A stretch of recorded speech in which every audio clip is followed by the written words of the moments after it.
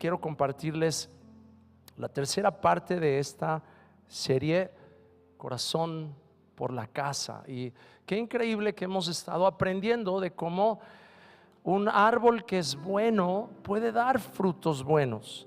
¿Y cuántos aquí son ya árboles buenos? Levanten la mano los que ya son árboles buenos. Bueno, todos los que ya tenemos a Cristo en el corazón somos árboles buenos ya. Y quisiera empezar con una escritura que hemos estado usando las últimas 2 semanas, Salmo capítulo 92, versos 12 al 15. Dice: pero los justos florecerán como palmeras. ¿Se acuerdan que las palmeras no se quiebran, verdad? ¿Por qué no se quiebran las palmeras? Porque se inclinan delante del Señor, ¿no es cierto?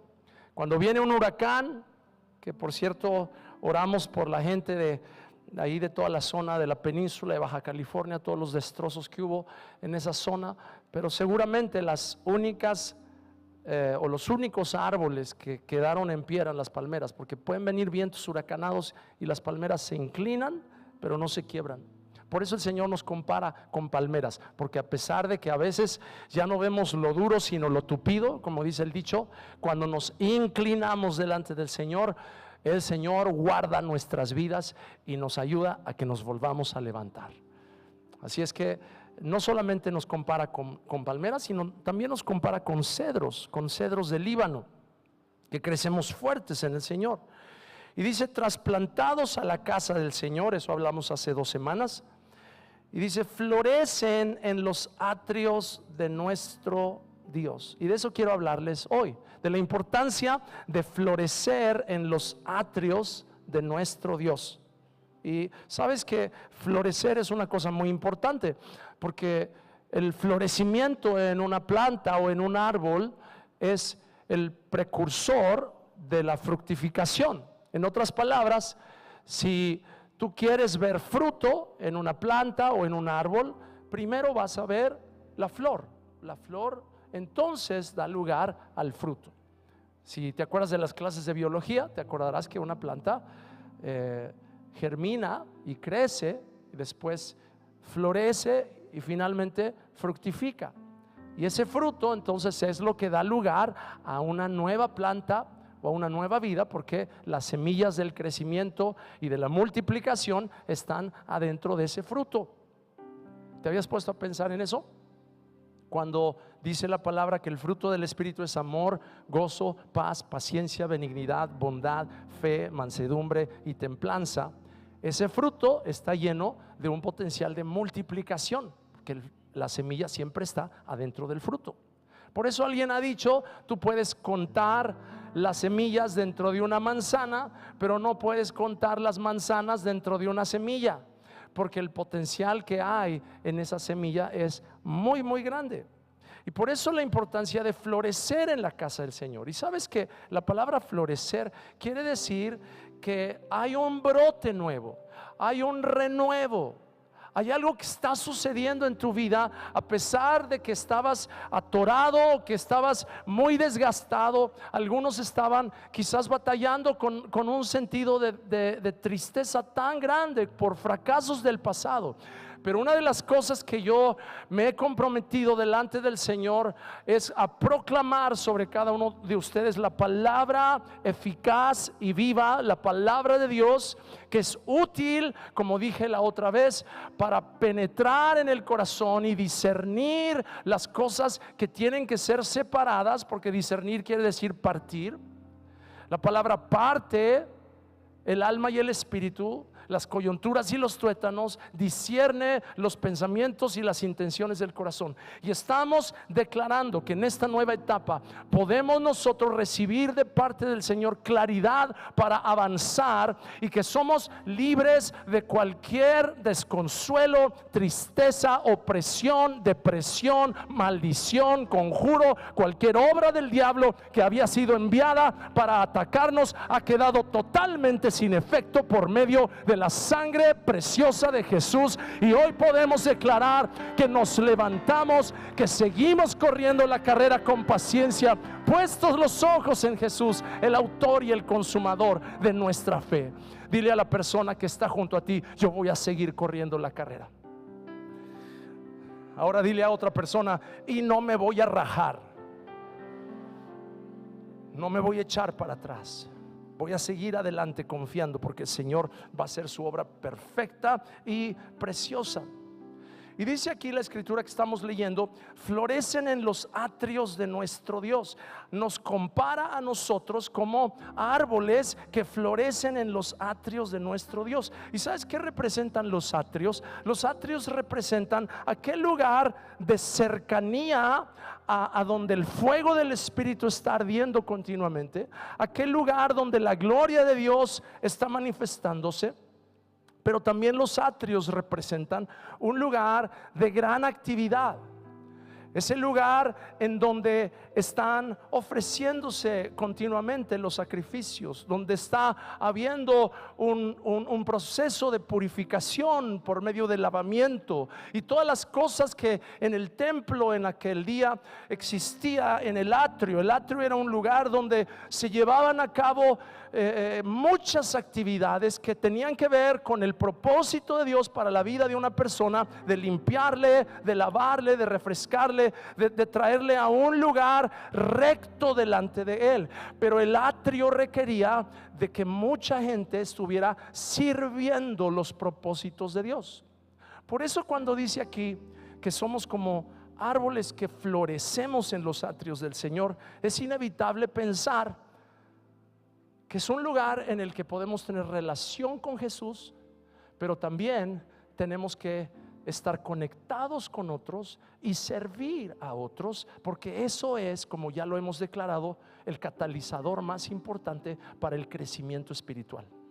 En otras palabras, si tú quieres dejar los vicios atrás, si tú quieres dejar las adicciones atrás, si quieres dejar aquel mal hábito de chisme y pleitos y celos y envidias y tantas cosas perjudiciales, quiero recomendarte algo que es muy importante que hagas. Si quieres convertirte en una persona cada vez más libre de malos hábitos y de vicios, involúcrate en empezar a servir a otras personas a tu alrededor.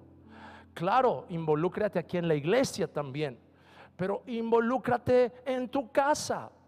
En otras palabras, si eras una persona que antes todo te lo tenían que hacer a ti, ahora empieza tú a servir a los que están en tu casa.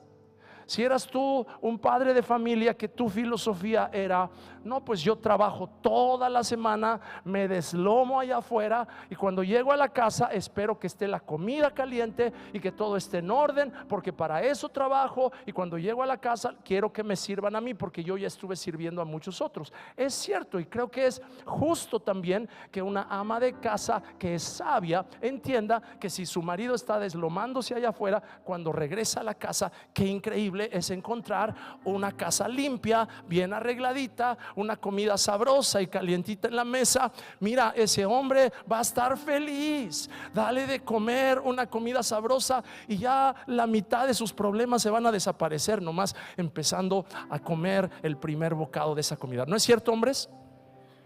Uy, ustedes necesitan darme más ánimo si quieren que les eche porras a ustedes. No se asusten, pueden decir amén fuerte. ¿No es cierto, hombres? Bien.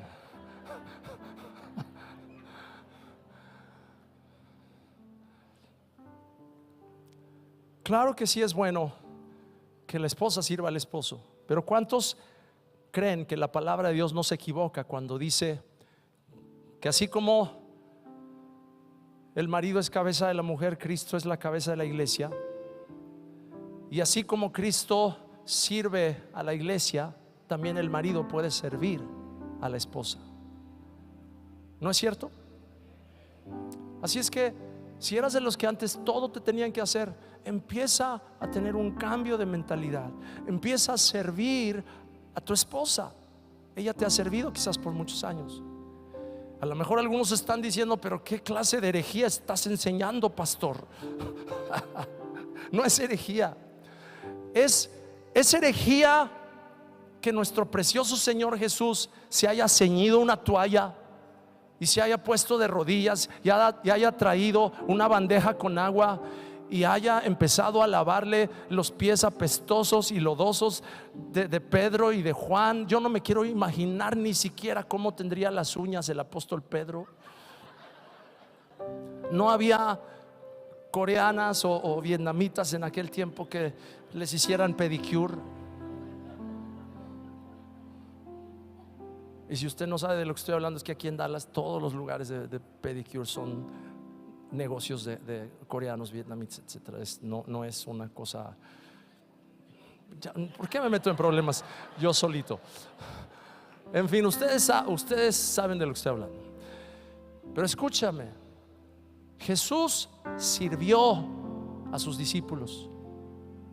El Rey de Reyes, el Señor de Señores, el soberano del universo, aquel que con su palabra hizo todas las cosas, se inclinó y se ciñó y lavó los pies de sus discípulos. Cuanto más nosotros podemos servirnos unos a otros, ¿no creen? Cuanto más nosotros podemos verdaderamente abrazar ese mismo sentir y hacer bien a los que están alrededor de nosotros. Y si lo hacemos, seremos sabios, porque entonces vamos a crecer y florecer en la casa del Señor, en sus atrios. Vamos a ser prosperados, vamos a poder ser personas que reflejan la gracia de Dios de una forma extraordinaria, porque el mundo no quiere servir, y si sirve es porque está esperando una compensación monetaria. ¿Cuántos de ustedes han ido a algún restaurante y si el mesero te atendió bien, le dejas una buena propina? Y si eres de los que acostumbran ir seguido a la misma taquería o al mismo restaurante y ya te conocen que eres una persona que dejas buenas propinas, se van a pelear por atenderte. Ahora, si eres tacaño, la próxima vez que entres a ese lugar van a decir: no, tú atiéndelo, te cedo esa mesa. Son muy pedinches y luego ni dan propina. Qué vergüenza. Mejor que nos conozcan por generosos, ¿no creen? Pero en el mundo puede la gente esmerarse por servir porque están esperando una compensación. Qué increíble que aquellos que amamos a Jesús podemos servirle porque estamos ya llenos de toda esta gratitud que viene como consecuencia de que nuestros pecados han sido perdonados, nuestra maldad ha sido borrada, ya somos libres de la culpa y de la condenación eterna, y por eso estamos agradecidos, y por eso decimos: ¿en qué te puedo servir? ¿En qué puedo ayudarte? Y esto es lo que hace que florezcamos. Y dijimos la vez pasada, solamente refrescando un poquito lo que dije, que somos árboles buenos. Mateo 7 versos 17 y 18 dice: un buen árbol produce frutos buenos y un árbol malo produce frutos malos. Un buen árbol no puede producir frutos malos y un árbol malo no puede producir frutos buenos. ¿Sabes? ¿Cuántos creen con todo su corazón lo que compartí el domingo pasado para beneficio de los que no estuvieron? Es que hay dos cosas que son importantes para que uno sea un buen árbol, y es que necesita uno provenir de una buena semilla y haber sido plantado en una buena tierra. Digan conmigo: buena semilla y buena tierra. Ahora, ¿cuántos saben que la palabra de Dios dice que hemos sido renacidos no de simiente o de semilla corruptible, sino de incorruptible por la palabra de Dios?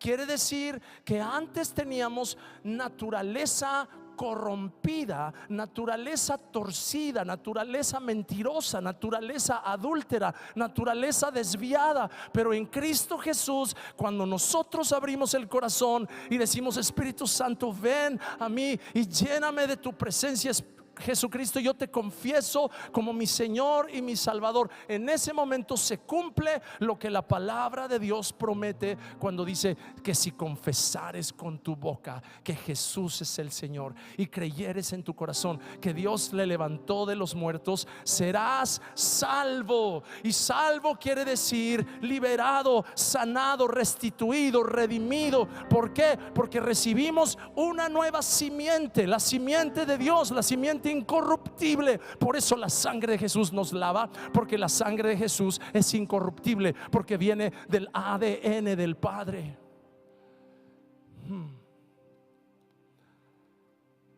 Por eso buena semilla y buena tierra es lo que nos hace buenos árboles. Quizás algunos de ustedes no se consideran buenos árboles, porque desde chiquito y de joven te decían: no, tú eres medio malillo, o tú eres medio resbalosa, y se te quedó en la cabeza y piensas que esa es tu naturaleza. Y a lo mejor sin Cristo, cierto, esa era tu naturaleza. Sin Cristo yo apestaba, pero con Cristo ahora tenemos, mis hermanos, una nueva naturaleza adentro. La naturaleza de Dios a través de la simiente de Cristo que viene al corazón de una persona.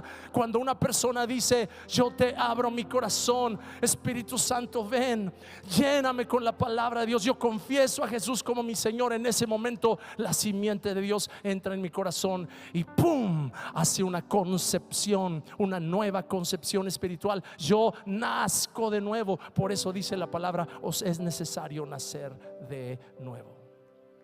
No es solamente un restregar de los pensamientos, no es solamente un lavar de la conciencia, es un renacimiento, nacer de nuevo, lo que nos hace personas diferentes. Yo no puedo ser bueno si soy un árbol malo, no puedo dar fruto bueno si soy un árbol malo. Así es que, mi hermano, mi hermana, deja de estarte condenando a ti mismo y diciendo: es que como estoy dando un fruto medio malo, por lo tanto yo creo que entonces ni cristiano soy. No. Si tú estás dando un fruto medio malo y ya entregaste tu vida a Jesús y ya le confesaste como tu Señor y Salvador, el problema no es la simiente que recibiste. El problema es que tratas de dar fruto solamente con una parte de la ecuación, solamente con la simiente que, claro, vive y permanece para siempre. Pero dijimos: un buen árbol requiere de buena semilla y ¿qué? Buena tierra. Por eso, mis hermanos, hay muchos creyentes que se pasan toda la vida batallando con su carácter y batallando con deficiencias y con problemas de su personalidad inclusive, porque han recibido ya a Jesús, pero nunca toman la decisión de plantarse en la casa de Dios y estar estableciéndose en buena tierra, donde esta semilla verdaderamente puede dar un buen fruto en sus vidas. Y por eso es que esta serie que hemos estado compartiendo de plantarnos en la casa del Señor tiene que ver con el compromiso en nuestra congregación local. Yo sé que aquí hay muchas personas que quizás nos están visitando el día de hoy, y yo te quiero decir: sé fiel en tu congregación. Pero si esta es tu congregación, o si Dios está hablándote de que este es el lugar donde Él te quiere. Yo he saludado a tanta gente las últimas semanas allá afuera, gente que están llegando apenas a la ciudad. Algunos tienen semanas de haber llegado a Dallas y estaban buscando un sitio donde congregarse, y vienen y nos conocen y dicen: creo que este es el lugar. Bueno, ya no estés en el creo, ya no estés en el a la mejor, ya no estés en el que bueno, vamos a orar a ver si sí o no. ¿Qué necesitas para que llegue el momento de definición y de decisión y que digas: este es un buen lugar donde voy a poder aprender de la palabra de Dios? Mira, necesitas tomar la decisión de estar plantado en la casa de Dios si quieres ver un crecimiento espiritual. Si estás brincando como chapulín espiritual de congregación en congregación, difícilmente vas a poder ver el desarrollo del carácter de Cristo en tu vida. Y aunque no digan amén, es la verdad. Ahora, escúchame, esto es importante. Colosenses 1:13 dice: Él nos rescató del reino de la oscuridad y nos trasladó al reino de su amado Hijo. Hemos sido trasladados, hemos sido removidos de un lugar de tinieblas y trasladado al reino del amado Hijo de Dios, Jesús. Ahora, si fuimos trasladados, quiere decir que fuimos cambiados de ubicación, cambiados de locación, cambiados de un lugar donde no nos iba a ir bien, donde estábamos viciados, donde estábamos oprimidos. En el caso de Israel, ellos fueron trasladados de Egipto, un lugar de esclavitud y de maldición para ellos, a una tierra donde fluye leche y miel. Ellos fueron sacados de un sitio e introducidos a otro, y eso es lo que Dios quiere hacer con cada uno de nosotros. Deuteronomio 29, el verso 16 y el verso 18 dice aquí: tú recuerdas cómo vivíamos en la tierra de Egipto y cómo anduvimos por el territorio de naciones enemigas cuando salimos de allí. ¿Sabes? Es necesario que nos recordemos, porque el pueblo de Israel, cuando estaba en Egipto, sí, a la hora de salir se acordaban de lo que comían en Egipto, pero parece que se les olvidó tan rápido los latigazos en la espalda y el desprecio y el pisotear de sus sueños, de los capataces que sin misericordia les daban de latigazos y les decían: ándale, no puedes descansar, no puedes tener ni siquiera un día libre, porque eres un esclavo. Y una de las cosas que con la ayuda de Dios, mis hermanos, vamos a recibir como una revelación clara y contundente de parte de Dios es que el hijo no es un esclavo. El esclavo no descansa, el hijo sí. Y tú vas a aprender a descansar no solamente en el Señor, sino también descansar en tu cuerpo para poder renovarte y refrescarte y producir más. Yo he estado declarando esta bendición: vas a trabajar menos y vas a ganar más. ¿Cuántos reciben esa palabra de bendición? Claro que sí. Y nuevamente hago la aclaración que esa palabra no es para los flojos, los que ya de por sí trabajan menos y quieren que les paguen más. Esa palabra no es para ti.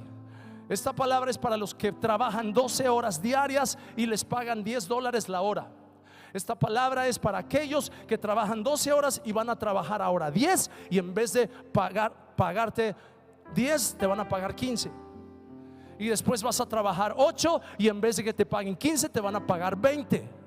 Y tu ingreso se va a incrementar aún mientras ves la mano de Dios y el favor de Dios ayudándote a tener una vida más balanceada, a trabajar menos para poder tener tiempo para servir a Dios en la casa del Señor y servir a tus hijos y servir a tu esposa y salirte a pasear con ellos. Hay algunos de ustedes que hace tiempo que no salen a pasear con su familia, y no es tanto por falta de dinero, en algunos casos sí, pero ¿sabes por qué? Es por falta de fuerza, por falta de energía. Alguien dijo en una ocasión: el tiempo es dinero. Sí, pero hay algo más valioso que el tiempo, y es la energía. ¿De qué te sirve tener tiempo en tus manos si ya no tienes energía? Si estás como un saco de papas ahí tirado en la cama porque te sacaron todo el jugo ese capataz en ese trabajo. Mis hermanos, yo lo creo con todo mi corazón que este lugar se va a llenar con el favor de Dios, con gente, hombres y mujeres que van a trabajar sabiamente, que van a servir sabiamente. Dios les va a prosperar, va a incrementar sus finanzas. ¡Oh! Aunque me critiquen, lo voy a decir: yo no voy a pastorear una iglesia de personas que están confundidas y piensan que ser pobre es espiritual.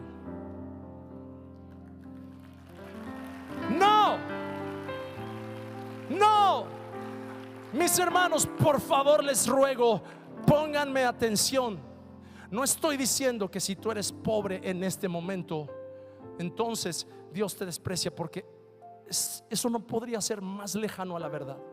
Si tú eres pobre aquí, tienes un lugar especial en el corazón de Dios, pero el Señor te dice: no te vas a quedar allí para siempre. Y si tú piensas: ah, no, Señor, aquí déjame donde estoy, pues entonces necesitas una buena, no sé qué decir, sacudida o cacheteada o algo que te despierte para que te des cuenta. Ciertamente hay momentos en los que pasamos por un problema financiero severo, por situaciones de deudas grandísimas, pero el Señor que sacó al pueblo de Israel de Egipto, de la esclavitud del faraón, te puede sacar de la esclavitud de Chase y de la esclavitud de Bank of America y de la esclavitud de cualquier otra deuda que tienes, porque Él es tu Padre.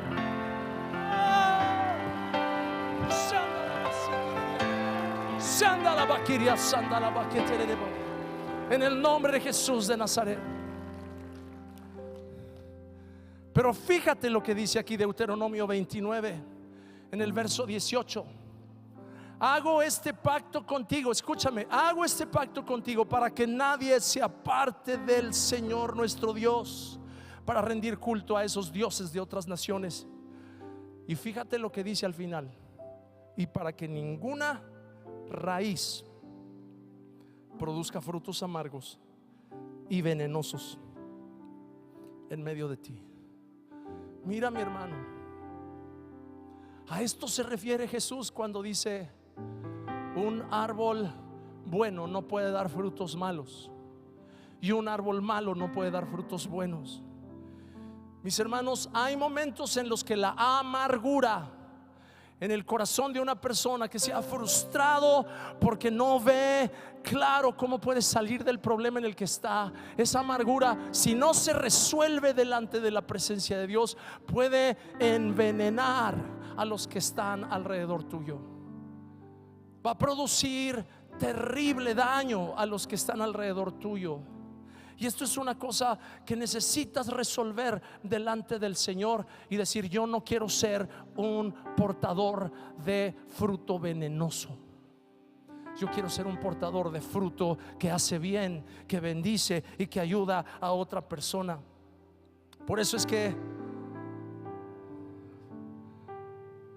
yo quiero enfocar los últimos minutos de mi mensaje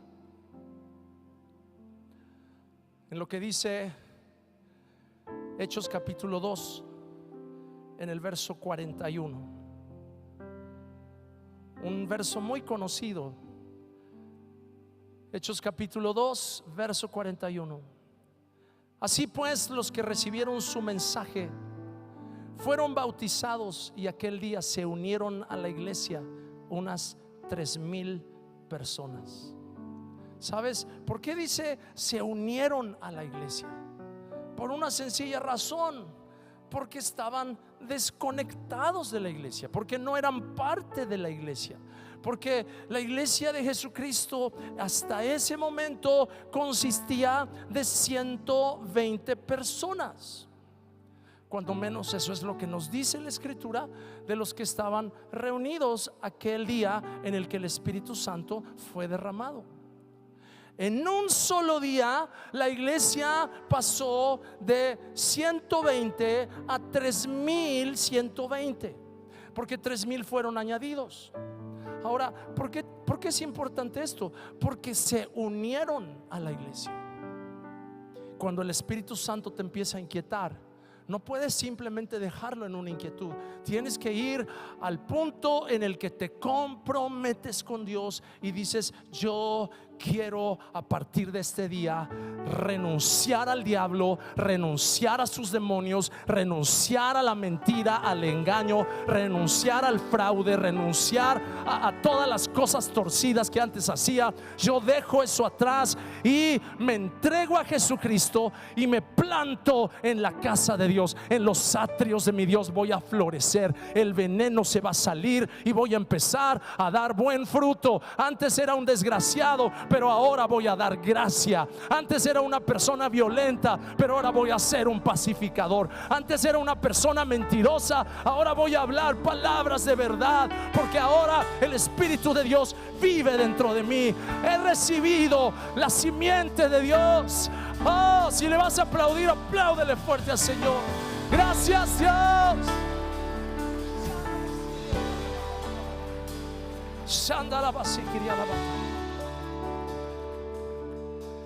Yo escribí esto en mis notas. El aislamiento es un problema muy grande en la actualidad. Sabes, esta es la generación en la que hay más gente en toda la historia sobre el planeta y más conectada a los medios masivos. Pero tú puedes estar en un partido de fútbol sentado con 50,000 gentes alrededor y no cruzar una sola palabra con el que está a la izquierda o el que está a la derecha. Ahora, muy probablemente en ese contexto es difícil, porque si tú quieres disfrutar el juego y no estar tomando tanta cerveza, pues a lo mejor dices: ¿y cómo convivo? Y entiendo que es difícil, pero es la generación en la que más aislamiento hay, más gente tratando de llenar un vacío con droga, con alcohol, con diferentes situaciones. ¿Sabes? El estar aislado no es simplemente no tener con quién hablar. El estar aislado es una condición en la que la persona está emocionalmente separada, está relacionalmente separada de otras personas. Por eso es que yo digo, en el nombre de Jesús de Nazaret, que el Señor te va a conectar a la vid verdadera, te va a injertar en la vid verdadera. Vas a poder crecer en esta vid. La savia de Dios va a empezar a correr en tus venas. Tú eres la rama injertada y vas a empezar a dar fruto, pero tienes que permanecer injertado, tienes que permanecer plantado en la casa de Dios. No te puedes ir, no te puedes desconectar, no te puedes desanimar. Mira, seguramente alguien te ha pisado los callos aquí, seguramente alguien te ha ofendido, seguramente alguien te ha dicho algo que no te gustó, incluyéndome a mí. Seguramente yo he hecho algo que te ha desanimado en el pasado, pero mi hermano, mi hermana, hay un momento en el que tenemos que darnos gracia los unos a los otros, entender que ninguno aquí es perfecto todavía, que somos un trabajo en proceso, que el mismo Dios que me salvó a mí te salvó a ti, el mismo Dios que está sanando mis memorias está sanando las tuyas, el mismo Dios que está liberándome de tanta basura del pasado te está liberando a ti de la basura de tu pasado. Y por eso nos damos gracia los unos a los otros, por eso nos soportamos. Mira al que está junto a ti o a la que está junto a ti y dile: te prometo que ya no te voy a decir ya no te soporto. Este varón empezó a aplaudir luego. Qué bueno, qué bueno, qué bueno. Ya lo dijo mi hermana, ya lo dijo. No hay para atrás. No hay para atrás.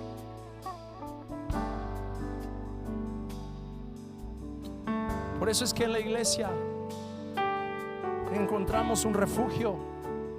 Hace tiempo puse en una de las redes sociales: la iglesia no es un museo para poner a los santos en un pedestal. La iglesia es un hospital donde hay muchas camas y algunos llegan arrastrándose y están ahí en la cama con un suero intravenoso aquí y una tubo en la nariz porque ya ni respirar pueden, y ahí están debatiéndose entre la vida y la muerte, y están ahí las enfermeras y los doctores tratando de ayudarlo y sacarlo del bache y decir: no sé si va a aguantar, no sé si va a resistir. Pero cuando viene el día siguiente y pudo la persona salir adelante de la infección tan terrible, el antídoto funcionó y empieza a comer y se empieza a levantar de la cama, cuánto gozo hay, porque es una persona que antes estaba muerta y ahora empieza a vivir una etapa nueva en su vida. Gracias, Padre.